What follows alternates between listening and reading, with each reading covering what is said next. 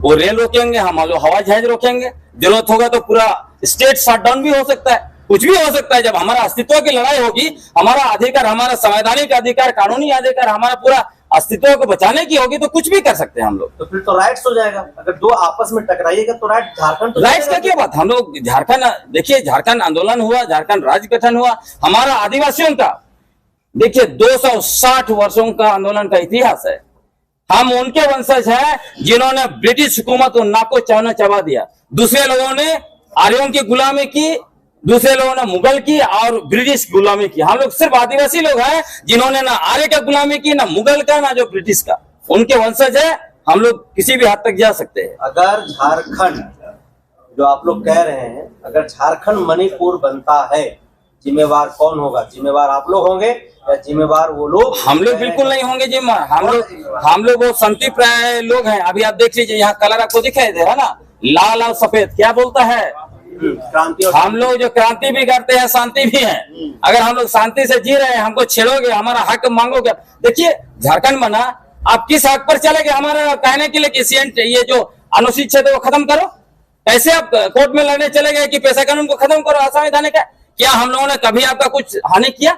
और अभी आप जयराम महतो जी क्या बोल रहे हैं? ये लोग को क्यों दिक्कत है? हम तो इनसे मांग नहीं रहे, हमने इनको कोई तकलीफ नहीं पहुंचाया, हम तो भारत सरकार से मांग रहे हैं। आपने जितना तकलीफ हम लोग को पहुंचाया, हम लोग को कोल गंवार कौन बोला है? आप ही लोग बोले हैं ना। आप अपने आपको क्षत्रिय, हम बड़ा जाति के लोग हैं, ये लोग नीच है, जंगली, अनपढ़, गंवार, ऐसे व्यवहार कौन किया है? मतलब आदिवासी होना छोटा मोटा बात नहीं है। हम लोग आदिवासी होने की वजह से जितना भेदभाव झेलते हैं, कोई कुर्मी महतो बता दे कि भेदभाव झेला होगा? तो आदिवासी होना एक आइडेंटिटी के रूप में और लाभ के रूप में वो बहुत बड़ी अलग अलग चीजें हैं, इसको समझना होगा। देखिए सबसे 2-3 मुख्य बातें हैं जो नैरेटिव बनाया जा रहा है। एक नैरेटिव तो यह बनाया जा रहा है कि झारखंड आंदोलन में सबसे ज्यादा शहीद कुर्मी लोग हुए, कुर्मी महतो, और वही इस राज्य का आंदोलन किया। लेकिन सच बात यह है कि 1930, 40 और 50 के दशक में जब झारखंड आंदोलन उफान पर था, कुर्मी महतो कहीं नहीं थे। वो कब जुड़े? जब झारखंड आंदोलन का दूसरा फेज, जहां पर झारखंड मुक्ति मोर्चा का उदय होता है। इसलिए पहला नैरेटिव ही अपने आप में गलत है। झारखंड आंदोलन में इनका सबसे बड़ा योगदान है, ये नैरेटिव गलत है। आपने कहा कि ये किसका हक मारी कर रहे हैं, वो तो कह रहे हैं कि हम अपना हक ले रहे हैं। आपको मैं बताना चाहता हूं, जब 2004 में पेशा कानून का धारा 4 को असंवैधानिक कहा गया झारखंड हाईकोर्ट में, वो किसका मुकदमा था? उसमें कई कुर्मी महतो लोग, इंक्लूडिंग जो है कि शैलेंद्र महतो जी उसके पीछे थे, और वो ही कहते थे कि 112 ब्लॉक में आदिवासियों की जनसंख्या 50% से कम हो गई है, इसलिए एकल पद पर आरक्षण जो है वो असंवैधानिक है। इसी आधार पर उन्होंने पेशा कानून के खिलाफ जो है कि कानूनी लड़ाई लड़ी। दूसरी बात, अभी भी पेशा कानून का विरोध कर रहे हैं। तीसरी बात, अनुसूचित क्षेत्र को लेकर भी उन्होंने कहा कि आदिवासियों की जनसंख्या 50% से कम हो गई है, इसको भी खारिज किया जाए। 2010 में उन्होंने फिर से जो है कि झारखंड हाईकोर्ट में लड़ाई लड़ा। तो ये लोग हमारे अधिकार को नहीं मानते हैं, हमारे ऊपर लिए जो कानून है उसका विरोध करते हैं। हमारा जो टेरिटोरियल राइट्स है 5वीं अनुसूची, उसका जो है कि विरोध, न सिर्फ विरोध करते हैं बल्कि कोर्ट में लड़ाई लड़े। तो ये तो हमारा सब कुछ खत्म करना चाहते हैं। एक तरफ आदिवासी भी बनना चाहते हैं, आदिवासी कानूनों को नहीं मानते हैं, आदिवासी के इलाका को नहीं मानते, मतलब सामान्य क्षेत्र में रहना चाहते हैं, सामान्य कानूनों से शासित होना चाहते हैं, और आदिवासी भी बनना चाहते हैं। ऐसा कैसे चल सकता है?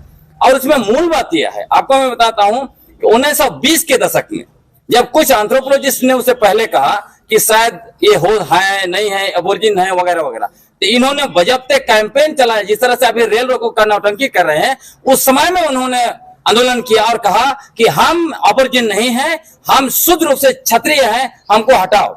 और जब मुजफ्फरपुर में इनका कन्वेंशन हुआ, ऑल इंडिया क्षत्रिय कुर्मी महासभा का, उसमें इन्होंने प्रस्ताव पारित किया कि बिहार के कुर्मी और दूसरे इलाके के कुर्मी और छोटानागपुर के कुर्मी महतो अलग नहीं है, सब एक हैं। 3 लोग यहाँ से गए थे, जनेऊ पहन के आए। उसके बाद यहाँ पे सारे कुर्मी महतो को जनेऊ पहनाया, उसके बाद अभियान चलाया, पूजा वगैरह करवाए पंडित से, सब कुछ किया। और 1930 में इन्होंने ब्रिटिश हुकूमत को बजब्ते लिख के दिया, मांग किया कि 1931 में जनगणना हो, उसमें हमें शामिल न किया जाए, हमारे लिए क्षत्रिय कुर्मी लिखा जाए। तो उस समय में उनको आदिवासी होना वो नीचता समझ में आया, आदिवासी से नफरत करते थे। आज जो है क्या कर रहे हैं, लाभ के लिए आदिवासी बनना चाहते हैं। हम आदिवासियों की मूल लड़ाई आदिवासी होना हमारे लिए गर्व की बात है, आदिवासी होना कुर्मी महतो के लिए शर्म की बात है। तो आज आप कुर्मी महतो आज आदिवासी बनना क्यों चाहते हो? क्योंकि आप मंत्री बनना चाहते हैं, आप नेता बनना चाहते हैं, हमारा सब कुछ कब्जा करना चाहते हैं। आपको हमारा हाथों मुंडा स्वीकार नहीं है, मतलब गांव का हाथों मुंडा से लेकर मुख्यमंत्री तक कुर्मी महतो को आदिवासी स्वीकार नहीं है। तो ये हमारी सीधी लड़ाई है उनसे।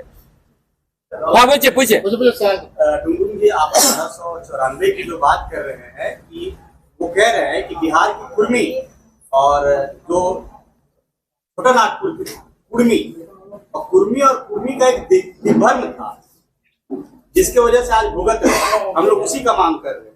कुछ दिग्भ्रम नहीं है, वो है ही नहीं है उसमें। आप चले जाइए डल्टन को पढ़िए आप, 1872 में क्या लिखा उन्होंने, लिखा डल्टन ने स्पष्ट लिखा है ये जो कुर्मी है वो क्षत्रिय है। और उन्होंने यह भी लिखा इनका पूरा जो आउटलुक जो है वो क्षत्रियों से मिलता है, मतलब इंडो आर्यन लिखा उन्होंने, क्षत्रिय से नहीं लिखा, इंडो आर्यन। इनका ओरिजिन इंडो आर्यन है, इनका जो है आउटलुक इंडो आर्यन है, सब कुछ इंडो आर्यन है। आज देखिए इनका आदिवासी नदी घाटी सभ्यता वाले नहीं है। आदिवासियों को जहां भी लड़ाई हुआ, जहां भी भागे, अंत जंगल में रहे। आज भी उराव मुंडा खड़िया संताल हो ढूंढ लीजिए। और कुर्मी हमेशा नदी घाटी सभ्यता वाले हैं, ये दामोदर के आसपास ही है। तो हमारे से इनका कुछ भी नहीं मिलता है। एक ही चीज है, सिर्फ और सिर्फ अपना जनसंख्या दिखा के, पॉलिटिक्स को इन्फ्लुएंस करके, ये किसी तरह अपने आप को शेड्यूलिंग करा के हमारा सारा अधिकार छीनना चाहते हैं, जो हम लोग होने नहीं देंगे।